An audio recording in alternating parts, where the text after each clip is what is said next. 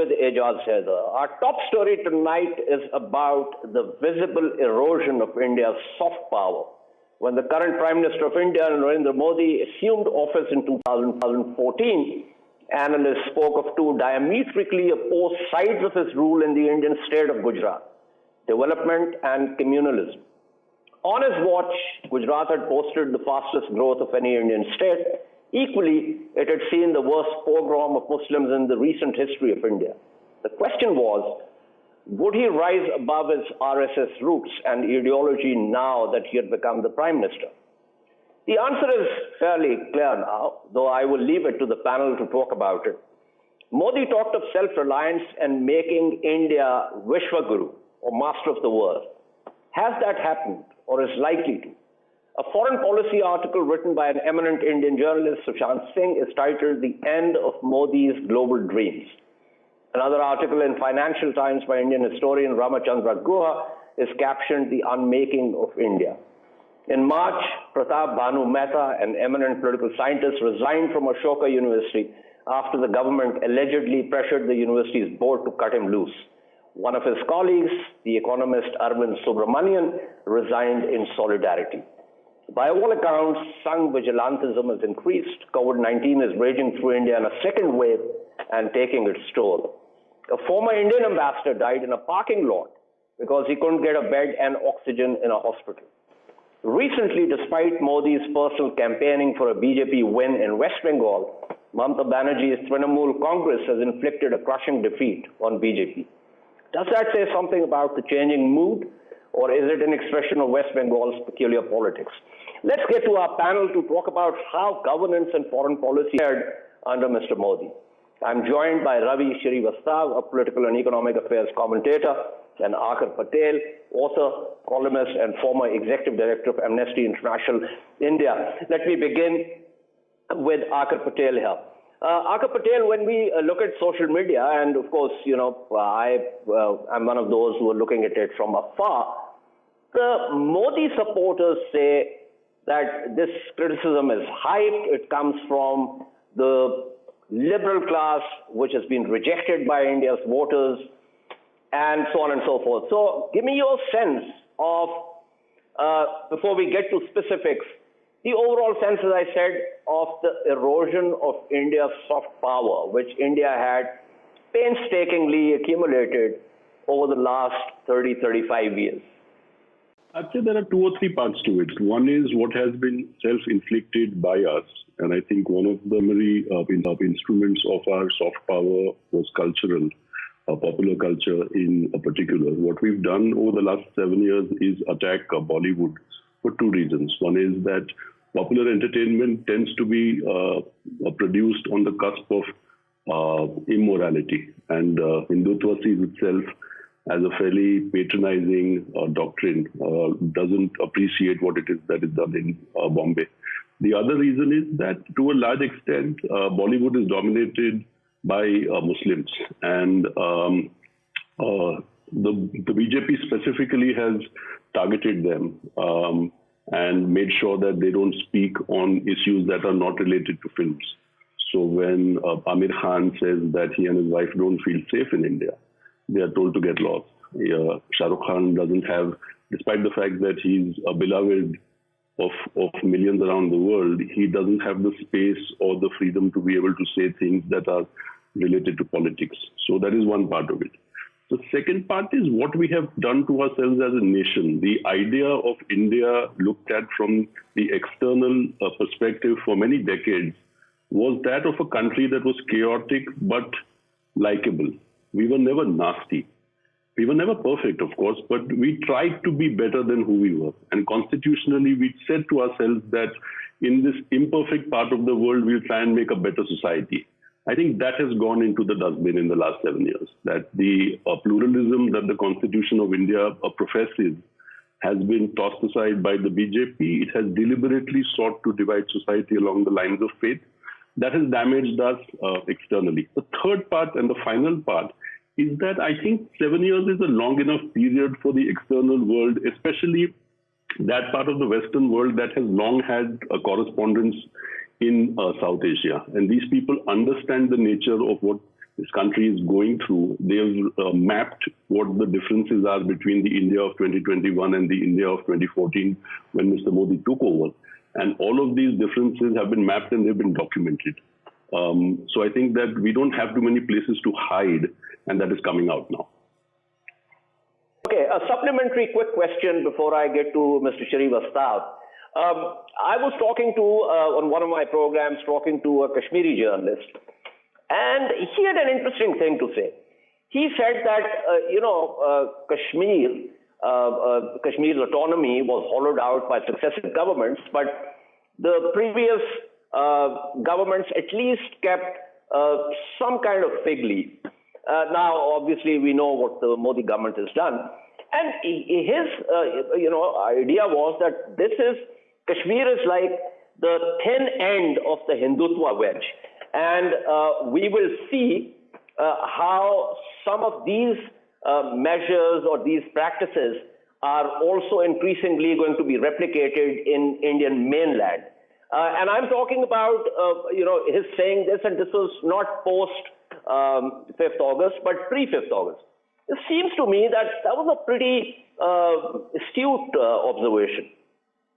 When you have authoritarianism in charge and in absolute charge in this case, you will have some of that seep through. And we've seen that things that we've done in Kashmir to Kashmiris, for instance, we had an 18-month blockade on their use of the net, has been brought to the rest of India as well. There's a farmers' protest outside of Delhi, and one of the first things that the government tried to do was to stop their net access, because they felt, as this government tends to do a lot, that social media has a very powerful influence on the community that it seeks to influence in some way. The other part is what India has done legally to its minorities for the last 60 years, but especially in the last 7. So we have criminalized the possession of beef. In Gujarat, Mr. Modi's home state, the penalty for cow slaughter is life. A man was sentenced in 2019 for not being able to prove that the meat served at his daughter's wedding was beef. The burden of proof in this law is reversed. So if I were to be found next to a corpse with a smoking gun in my hand, it would be up to the state to prove that I murdered. But if somebody were to accuse me of having beef in my fridge, it would be the onus would be on me to prove to the satisfaction of the state. Similarly, laws that the BJP has brought about in the last few months, including the so-called love jihad law, does not take into account the testimony of the adult woman who marries into a Muslim family. It is up to the family to prove to the satisfaction of the state that they did not coerce the woman into changing her faith. These are just two of the laws. We have citizenship into which we have introduced faith for the first time in our history. Muslims and Jews, for some reason, have been excluded from the list of communities of those who can come to India, who had they come to India at the end of 2014, would have been given citizenship. So, as has been the case with Kashmir, the citizenry of this country is looked at with suspicion, whether it is the farmer of Punjab who will receive the same treatment by way of the net. But certainly there is a minority-specific thrust that the BJP has brought in, and what many Muslims in Kashmir have felt for decades, many Muslims in the rest of India are feeling now. Right. Ravi Sharif Astav. Now, Mr. Sharif Astav, governments can be coercive, but one of the things that this particular government has done is to treat every kind of criticism as an offense against national security, which, as you know, is something which can be pretty nasty when it is transformed into, legal measures, and how the state then treats people that it considers as the enemies of the state. Give me your sense of how that has happened and where that is likely to lead, because, and I also asked this with reference to some of the reports that I was watching on the Indian media, where reporters were being stopped by the police from going into crematoriums presumably so that they could not report the real numbers.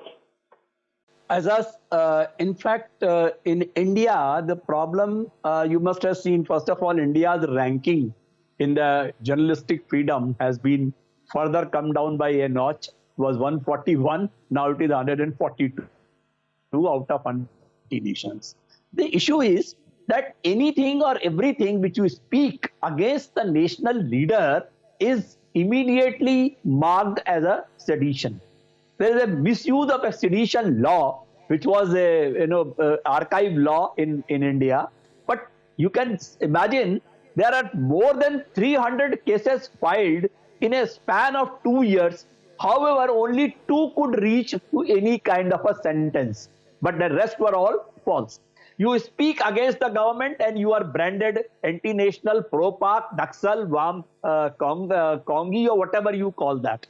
7 years before, when Mr. Modi came in, his dialogue was minimum government, maximum governance. Today, we are in a position that there is no governance seen. There are dead bodies, in the crematorium, which cannot be even counted. And the Chief Minister of Uttar Pradesh is raising walls and putting the barricades so that people cannot see the fires burning over there. The number of the deaths are being heavily underreported. Today, just now I was seeing for Bhopal, the reported deaths are 1/10 of the actual number of casualties. So government is trying to hide everything. No data is printed, no information is given, and if you seek anything, then it is treated as if you are an anti-government personnel. The situation in Delhi is precarious. The thousands of deaths taking place, and India, you must have seen the data. The entire infrastructure, health infrastructure has collapsed, completely collapsed. There is no oxygen. The deaths are taking place for the dearth of oxygen. And what we were told, I think India stands exposed today towards the whole world. That we were told we are the Vishwaguru, we are the self-reliant Atmanirbhar, we are the pharmacy of the world. And the pharmacy of the world is begging for remdesivir from the global markets. That's the situation. There are no medicines, there is no oxygen, there are no beds, and people are just dying left, right, and center. And as you have rightly mentioned, the Bengal drubbing to BJP has been ultimate. And the message which has gone across the nation is that this government has literally cheated. And what is actually happening is India is getting exposed. Whenever system comes under pressure from any pandemic or any calamity, the system starts getting exposed. And this is where it is reflecting. In 7 years, we did not have any good hospitals coming up. We did not have any universities coming up. We did not see even the good infrastructure coming up. The only thing was the Jai Shri Ram. We had temple being made. We were tinkering with the existing laws, whether it is what Patel has said, that love jihad law. We tinkered with the triple talaq law. We still want to go for a uniform civil code. All these things are being brought up just to divide the communities and create an atmosphere of terror and fear across the country. That's the situation here. And as far as pandemic is concerned, the pandemic has devastated effect. We have lost more than 225,000 lives so far in the first wave and the second wave, and still there is no sign of its abating, and that is going on. The center and states are fighting for oxygen cylinders, for oxygen supply. Everywhere there is a chaos, complete chaos, and our Prime Minister was busy in holding several political rallies attended by lakhs of people who ultimately became the COVID spreaders. We had a Kumbh Mela where some 30 lakhs people were supposed to take bath in Ganges, and majority of them returned as a COVID positive spreaders in several towns. So this is the situation. Actually, according to one of the reports, I was reading it earlier this morning, over 90% of those who attended the Kumbh Mela have been tested, whoever has been tested have tested positive, and there are about 22 people who have gone missing. But it's interesting, Mr. Shrivastava, that you talk about how the misgovernance in relation to COVID. That's something I want to take to Akar Patel, because interestingly, even as I'm basing this on Indian reports, even as the expert forum that was set up by the government, and Akar, this is for you. And these experts were warning, at least 4 of them have come on the record and talked to Reuters about this. The Indian government was going for what it called the vaccine maitri or vaccine friendship. It was a program in which New Delhi supplied about 66.4 million doses of India-made AstraZeneca to 95 countries. And interestingly, the boxes were marked prominently with large pictures of Mr. Modi, and so on and so forth. And this was going on when the experts were warning of a second wave. So this does seem like, of course, I mean, in the sense that the virus is getting smarter, obviously, but this also seems like pure miscalculation or pure incompetence on the part of the government. Was given in March, so not much could have been done on the vaccine front there. There were certain commitments that India made to the rest of the world in terms of acquiring the rights to make the vaccine on the basis that it would have to give some of it back. So on that count, India can't be faulted. Part of it was not actually part of the arrangement. It was a sale that could have been blocked. I think the warning in March, certainly because the government was aware of it, should have resulted in 2 things. One is that mass gathering should have been stopped, and electoral campaigning should have been restricted in some way, neither of which actually happened. And that is where it is felt that some of the damage that we are seeing throughout India now came to be. The larger problem, I think, was that we felt a sense of safety and complacency late last year when it appeared after our peak in September that this was a temporary crisis which would go away. And because of that complacency, we did not do what we ought to have done and what some nations did. What are we receiving now in terms of aid? We are receiving those ventilators, that equipment that European nations produced very quickly in their countries but do not need it anymore. This was material that was created expressly for the sort of wave that we are seeing now, but they didn't see because they were able to see it off. Our problem right now is that we are faced with a crisis that we can't solve. We have only 1,220 oxygen tankers in this country with a turnaround time of 6 days. And on the assumption that 100% of them are functional, we can only have 200 tankers deliver every day. At 15 tons per tanker, that's 3,000 tons of liquid oxygen. Delhi alone needs 900 tons. It's just a city. Karnataka, which is the state that I am in, needs 1,700 tons. Gujarat needs 1,500 tons. 2 out of the 28 states in India will consume that 3,000, and the rest will have to come from somewhere. Where? We don't know. These are cryogenic tankers. They can't be built overnight.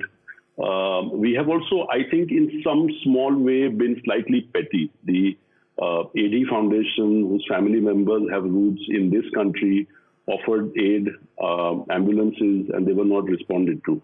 The government of Punjab, this side of Punjab, has asked whether it can open the border at Wagah, Attari, and be able to receive oxygen from Lahore, which is much closer to it than the rest of India or those parts of India which actually produce the oxygen. They have not been responded to either. So I think that because of the complacency we had last year, and because of the fact that after the warning was delivered in March, we chose not only to not act, but instead to gather crowds As your viewers might know, the Kumbh Mela was supposed to be held in 2022. It was advanced by a year deliberately because of some astrological signs, and the government acquiesced to the akhadas, which is the sadhu groups who run it, to bring it forward. I think that these things and the mass rallies we had in Bengal have hurt us quite a lot. Absolutely, and I agree with you. But I think the ED Foundation's offer, as also the government of Pakistan's offer, is despite being in an adversarial framework, these are times when obviously it's important to cooperate rather than to feel a sense of happiness at the misery of an adversary, because that would be extremely unfortunate. And I think the Indian government should have accepted the offer, but that is besides the point now. But quickly, before I go back to Mr. Shrivastava, give me a sense of how you look at the conduct of foreign policy. And I ask this because Mr. Modi talked about a muscular foreign policy. He talked about, as I said, making India the master of the world. But what we have seen is, unfortunately, that within the region, India's relations with almost all neighbors, including, ironically, even with Bangladesh, have gone through a rough patch. So give me your assessment of foreign policy under Mr. Modi. I would say there are three parts to it. One is what is specific to national security, and based on a doctrine that has come down to us from the army itself in some ways. Till last year, we believed that our primary national security threat was terrorism, and India chose to both equip its own military. In that sense, both our Chief of Army Staff and the Army Chief and the Chief of Defence Staff are both counter-terror, counter-insurgency men. We discovered last year that maybe that doctrine was wrong, and Pakistan was not actually a primary threat. We will need to change that very, very quickly somehow. I don't know how that is to be done, because this is not a government that operates on the basis of theory. It does not produce paperwork that leads it to a conclusion and then conducts its strategic and tactical affairs based on that documentation. It tends to operate from the gut. I think our national security man is not from the Kissinger school. He's more a sort of on the street action man. So I don't know how it is that we'll be able to alter that doctrine. But based on that doctrine, we had figured that because we had pacified China in some way, we could have trade with it, and we could both engage with the US and with China at the same time. Now, once again, after last year, we have found that to be difficult to do. We have to find some sort of modus vivendi with China, which we have not been able to do. At the moment, we tend to shoot from the hip when it comes to trade with China. We are dependent quite a lot on material coming in from there. We send to them only stuff that is quite basic. And at some point this year, certainly before the end of next year, we will have to figure out what it is that we need to do in terms of grand strategy. The doctrine that Mr. Jaishankar has presented in his book is that of pragmatism. He has used the Hindu texts to say that nobody is a permanent friend, and it's okay for somebody to be opportunistic. And he believes that the state also can function in such a way where morality is completely removed from the way that you operate, and you can have several balls in the air. This is his phrase. And you can make friends and unmake friends and be neutral as and when is necessary. I don't think this is the way that the IFS is trained. That is the elite core of diplomats. We have about 800 of them around the world. They are trained to present India as a very pacifist, secular, ancient civilization, which has a friendship with all the world and tends to be warm towards nations. This hardening will come at some cost. We don't know what that cost is. We haven't fully understood what it is that are going closer to the UAE at the expense of Iran means, for instance. We had a deal with them on Chabahar, which we cannot execute anymore because of the US, into which China has stepped in. What does the Belt and Road grand plan mean for South Asia? We don't know. The government has not prepared a paper on this. If it has not shown it to scholars. So in short, to go back to where I started, we've had a particular thesis that we came into in 2020, where we said two-front war, we'll take care of China, we'll take care of Pakistan first and then focus on China. Terrorism is the main threat. That has changed. Our fatalities out of terrorism are down to 5% in Kashmir over where they were when General Musharraf banned the Lashkar-e-Taiba and the Jaish-e-Mohammed. It was about 4,500 in 2001, down to about 300 a year now. So clearly it's not the threat. And what it is that we do with the neighborhood. We've had very bad relations with Bangladesh. We have reasonably bad relationships even with Nepal now. And I don't see how it is that the government of India will be able to get out of this without a structural, documented process, which I don't see them doing. Absolutely. I completely agree. It would require some kind of structured thinking. But as you said, this government basically works on the basis of the gut. But thank you so much. That was Akar Patel speaking with us. Let me go back to Ravi Shrivastava. Mr. Shrivastava, you heard what Akar Patel was saying. I mean, it's a litany of issues here. And it seems that the Modi government, or as you say in India, the Modi Sarkar, seems to have shown incompetence almost everywhere. In everything that it touches, it turns to dust. It does, Azaz. There's an absolutely flip-flop as far as the foreign policy of India is concerned. You want to poke your nose in everybody's affair, but you don't want that anybody should comment on what is happening in India. Whether it is Kashmir, whether it is torture on minority communities, but you don't want that to be, any press covering that immediately will be thwarted and immediately will be criticized, whether Guardian or Reuters or New York Times or anywhere you see it. You will make comment on everybody. You will say Black Lives Matter. You will say Ab ki baar Trump Sarkar. You go on their ground and make all those kind of statements, but you don't want anybody should comment on your state of affairs.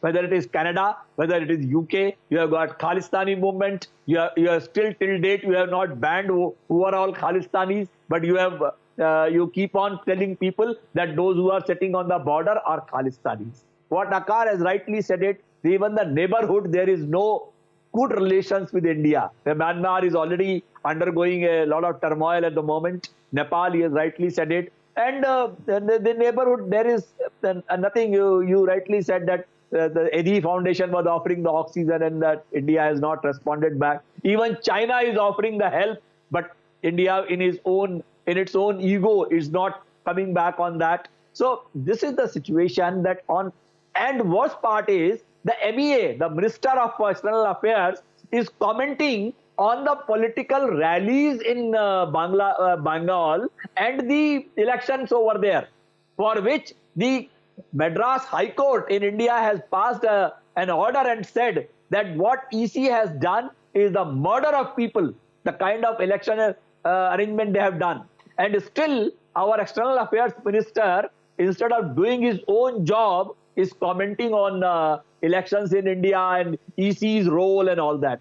The unfortunate part in Modi government is, Azaz, that the ministers don't do their own jobs. Whether it is a health minister, whether it is education minister, whether it is a irrigation minister, they will always be only defending the actions, decisions taken by Narendra Modi on the national media and the TV channels, or even if they are talking to the foreign press. They don't do their job. They don't look into their roles, but they keep on commenting that what is Mr. Modi doing is the ultimate thing. But unfortunately, there is the reality check has now started happening. India at this moment is getting exposed before the entire global community, that where we lack, what we had, what we want, and even that our incompetent and lazy bureaucracy is also getting exposed. We received aid from the 40 nations, and for 5 days all that material was lying on the airport. They were waiting for an SOP to be issued from a particular ministry, and then only that material was to be distributed. So much so that the mismanagement, the incompetency of the government is getting exposed, and the people are feeling fed up because of this attitude of the government. Thank you. That was Ravi Srivastawa speaking with us. Joining me now is Ambassador Zamir Akram, a former Foreign Service officer with experience of bilateral and multilateral diplomacy. Ambassador Akram, you're talking about the fact that India's soft power is visibly eroding. There's a recent article on foreign policy titled "The End of Modi's Global Dreams." There's yet another article, again a recent one in Financial Times by Indian historian Ramachandra Guha, which is captioned "The Unmaking of India." And what we are witnessing is people dying in parking lots, in hospital corridors, in public transport, not enough oxygen, not enough beds in the hospital, despite a warning by a panel of experts, which the Indian government had formed itself. There was the Kumbh Mela. I mean, I was just speaking with my Indian participants in the program, and they said that this is nothing short of absolutely criminal. I want you to give us a sense of how you're looking at this and the idea that India stands exposed before the world community. Thank you, Ijaz. Well, first of all, it's deeply regrettable as to what is happening to the people in India as a result of this COVID. And there's no doubt that, as has been pointed out by the Indians themselves, this is a consequence largely of the hubris with which the Modi government has conducted its policies for the last years since it has been elected in office. And I think the telling remarks are from prominent Indians like Arundhati Roy and others that you have mentioned, which basically relate what is happening in India to the Modi government's hubris and its criminal disregard for the common person. It was in a society where the upper castes were in power. India is a class-ridden society, and the upper castes were in power and are in power, and they have been protecting their own interests and their own objectives with little regard for the rest of the country. And we are seeing that being played out. Now, part of this is also a responsibility of the Indian media, large parts of which were co-opted by the Modi government into projecting a narrative about him and his Indian agenda and what he has so-called achieved in India, which has led their own people to believe in a capability that did not exist. He claimed that India is the pharmacy of the world and that it has overcome the pandemic and that India will lead the way towards dealing with this pandemic. All these were false claims. And the other part that I think looking forward will be how India will not only cope with the pandemic, but also how India will cope with its damaged international image as a rising power, which Mr. Modi has tried to promote in the world. And so these are tremendous challenges that the Indians will face. I don't see Mr. Modi, I mean, it would be remarkable if Mr. Modi were to survive politically at the next elections in India, but that may not be clear for some time now because the next elections are not due for some years. But certainly India's image and its ability to deal with its, first of all, its pandemic issues, but then also to deal geopolitically with what it claims are its objectives, will be badly affected. Right. Final question, Ambassador Akram. We have also seen that, during Mr. Modi's tenure, especially the second one, India's relations with all its neighbors, except with the exception of Bhutan, obviously, which is an Indian protectorate, India's relations have nosedived with everyone. Ironically, even with Bangladesh, which is supposed to be, every time Ms. Hasina Wajid is there, it's supposed to be a very friendly government to India. So give me your sense of this, having been a very experienced diplomat yourself. What are are there any structural reasons for this? I mean, the fundamental problem is Indian arrogance and its attitude towards its neighbors. And that has been one of my consistent arguments, having served in India for many years and then having dealt with this country and South Asia as a whole in the Foreign Office, that India's approach, and it's just not the Modi government, in fact, but the Modi government has made it more acute in the sense. But Indian approach to its neighbors has always been one of a hegemonic power. And it has expected these smaller neighbors of India to actually accept Indian domination and dictation on their domestic and external or foreign policy issues. And if you have visited any of these neighboring countries, as I have, the anti-India feeling comes out very clearly, whether it is Nepal or Bangladesh or Sri Lanka or even Maldives. And the sense that the security threat that these countries feel is not from any other country but India. So it's not just a Pakistan problem. It's a problem that is faced by all South Asian countries, and that is due to the type of relationship that India has tried to impose on its neighboring countries. And that's really also the reason why the SAARC organization has never succeeded.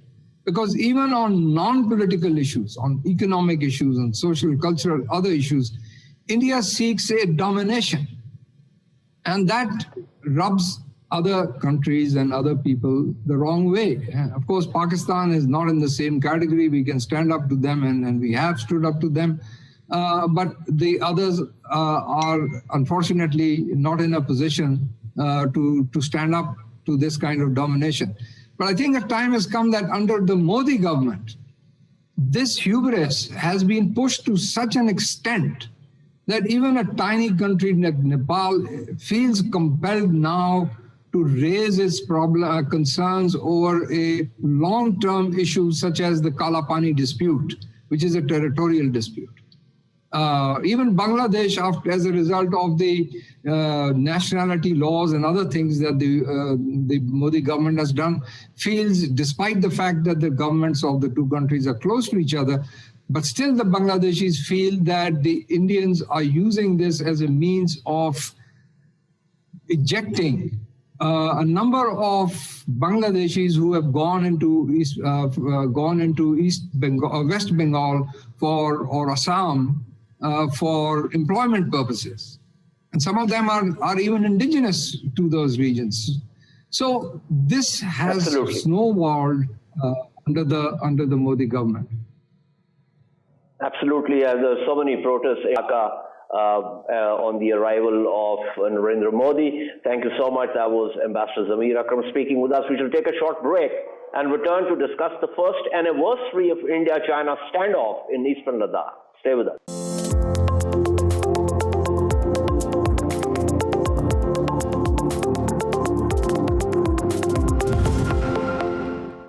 Welcome back to In Focus. A year to this day, troops from China's People's Liberation Army and Indian Army clashed at Pangong So, a high-altitude lake in eastern Ladakh. That clash led to the PLA asserting itself at multiple points along the undemarcated line of actual control in that sector. On the night of June 15th, there was a bloody clash in the Galwan Valley area. 20 Indian and 4 PLA troops were killed and 10 Indian personnel, including 5 officers, were captured by the PLA. Since then, there have been multiple rounds of talks at the military and diplomatic levels, including between the foreign and defense ministers of both sides. While there has been some disengagement at Pangong So, the PLA retains its forward positions in other areas claimed by India. Let's discuss where things stand and what is the likelihood of matter clearing up again. I'm joined by Dr. Sameer Lalwani, Senior Fellow and Director of the South Asia Program at the Stimson Center in Washington, D.C., and Fahad Hamayu, PhD candidate at Yale, and a commentator who writes in various publications, including Foreign Policy and Al Jazeera. Sameer, what is your assessment? I mean, we know that the Indians want a replication of the kind of disengagement that we have seen at Pangong So, but by all accounts and indications, China doesn't seem interested at all. Yeah, that's right. My sense from reading some of the analysis of this is that China probably wants to see this as a broader political relationship, and so any disengagements and return to a status quo would be linked to something broader politically between India and China. So they've consistently talked about either segmenting these things and sort of letting the border be separate from India's broader political relationship with China, or implicitly, I think there's an attitude of, well, India has to play ball on a whole bunch of other fronts, economically, politically, so that the border can be resolved. And it doesn't seem like India wants to do that. I think their attitude is border first, not violating either the spirit of prior agreements or the status quo that existed prior to May 2020. And then after that, they can resume the discussions of political relationships. So I think that's where we are right now. Right. The only problem is that, practically speaking, there's almost next to nothing that India can do in resolving that in this, or reclaiming the territory, because militarily they just can't do that. That's not an option, at least not at this stage. And so the segmenting part of it also becomes a problem, not just in relation to the border itself, but also in relation to India's closeness to the United States and other Quad activities. I imagine the first challenge for them is to prevent any further incursions or significant changes to the status quo. And I think since the spring of last year, they've done a pretty good job of that. They've been on higher alert status, probably putting more intelligence surveillance assets to ensure that nothing more significant changes. As of now, I think there's publicly reported to be 2 platoons of PLA forces at these 2 patrolling points. That is sort of, those are the only changes to the status quo right now. And to be honest, from my standpoint, sitting in Washington, it seems like that's tolerable. It's not ideal, but it's not posing a strategic threat in any significant way. It's obviously a violation of the spirit of the border agreement, but this is also not a settled border. And so long as India's defenses remain intact and it sort of continues to monitor it, I think it can live with this for a period of time. It's done this in the past. In the past, there's been tolerations of sort of changes for a period of time on the border, and then a return to the status quo years later. So I think for the time being, India is able to live with this, probably continue to bargain from this position, maybe to try to generate some leverage or maneuver space that could be back on the LAC in a different sector, although most of those are not as advantageous to India. But it could also be in other domains. I mean, I think India is starting to think cross-domain. So this could be by sea, through politics, economics, cyberspace. I can imagine that it's not, again, a perfect situation for Indian strategic planners, but it's also not a dire one. And ultimately, they might conclude that it's in their interest to let this sort of fade to the background, continue to monitor it closely, and then wait for an opportunity when there's a politically right moment or geopolitically right moment to generate some advantage and see if they can bargain from a position of a little more greater strength. Let's take this to Father Mayu. Father Mayu, what is your assessment? Assuming that there is a propitious geopolitical moment, as Samir is talking about, do you think India has the option to try and do something on the ground which can give it some kind of bargaining chip with reference to what has happened in eastern Ladakh? And I say this because from a military point of view, the PLA troops are in a superior strategic orientation. And so in the event, assuming that at some point they want to exploit that, they are in a position to do that. So they already have an advantage as far as this particular sector is concerned. Let me say a couple of things. One is that I from what I've read and from what I understand is that the Indian and Chinese soldiers are still locked in standoffs in multiple locations along the disputed border. And I think what's happened, the disengagement notwithstanding, is that India has been forced to trade off some of its focus on securing its land borders at the cost of its larger strategic military transformation, which in the minds of Indian defense and policy planners is necessary vis-a-vis the long-term confrontation of China.